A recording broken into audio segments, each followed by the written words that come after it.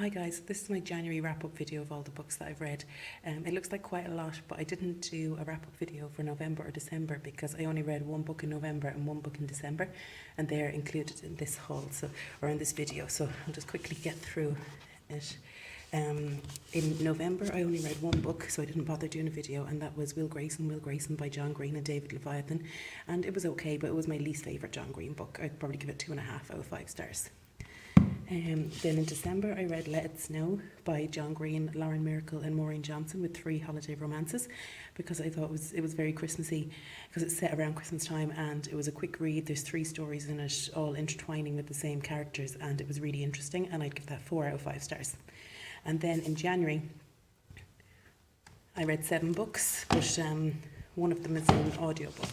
So I got the audiobook of Harry Potter and the Philosopher's Stone, and I listened to this and really enjoyed it. Obviously I've read the books numerous times and seen the movies and that, but I want to go back and reread all the Harry Potters again, and I always wanted them on audiobook, especially read by Stephen Fry, because I love his voice, but they're so expensive. But this was half price on the Book Depository, so that's why I purchased it and I listened to that.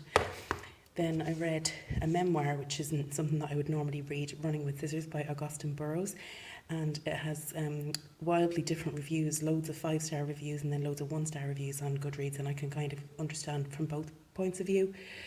It's brilliantly written, I can't fault him there, so I can understand why some people would give him 5 stars, but the content is so disturbing and so graphic, and what happens in his life is just...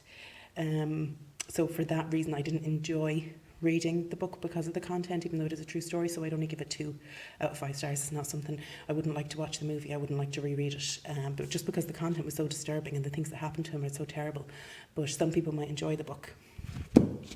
Then a children's book that I read is The Case of the Missing Marquess by Nancy Springer and an Enola Holmes mystery, and this was a quick, easy read and I really enjoyed it. I bought the second book in the series and I can't wait to continue reading it, and the only reason I picked this up was because of Words of a Reader. You should check out her channel, she has a brilliant mix of books on her channel and she loves this series, so that's why I picked it up. Then there was Heart of Darkness by Joseph Conrad. It's one of the Penguin English Library edition classics.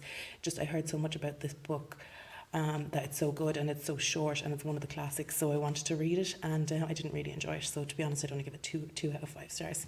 The same again for Ray Bradbury. Fahrenheit 451 is like one of, on all the lists of the books that you must read, and all these like classic lists of things to read when you must be well read and all this, and it's a short book, so it's an easy read. The content of the story is okay, but there's a couple of the characters are really annoying, but the concept behind it is very good. I'd give it 3 out of 5 stars, but I wouldn't be keen to reread it.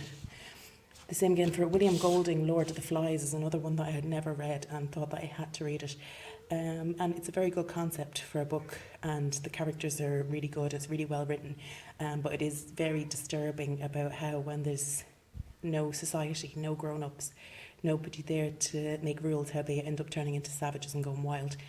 But I really, really enjoyed that. And then there was The Sleeper and the Spindle by Neil Gaiman. I just bought it because the illustrations are so beautiful and it's such a quick read and it's a nice fairy tale retelling, and it's a lovely book. So that's 1, 2, 3, 4, 5, 6, 7, 8, 9. So that's nine books that I read. Now, 1 was in November, 1 was in December, and 7 of them then were in January. I don't think I'll have as many in February. But thanks for watching. Please rate, comment and subscribe, and I'll talk to you all again soon. Bye bye.